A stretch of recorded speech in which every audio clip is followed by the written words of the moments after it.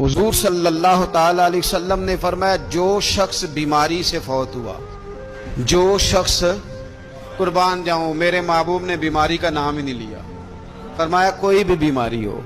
فرمایا جو آدمی بیماری سے فوت ہوا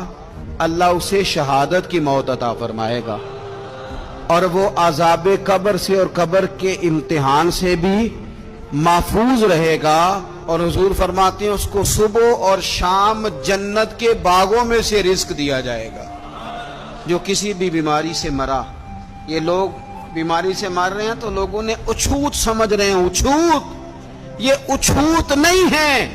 اس لیے کہ لوارث نہیں، یہ خدا رسول کے ماننے والے ہیں، تم انہیں اچھوت کہہ رہے ہو اور مدینے والے رسول انہیں شہید فرما رہے ہیں۔ حضور نے فرمایا جو بیماری سے مرے شہید ہے، وہ قبر کے عذاب سے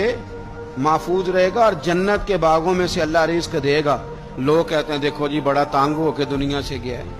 تو اس بندے کو بھی عذاب قبر نہیں ہوتا۔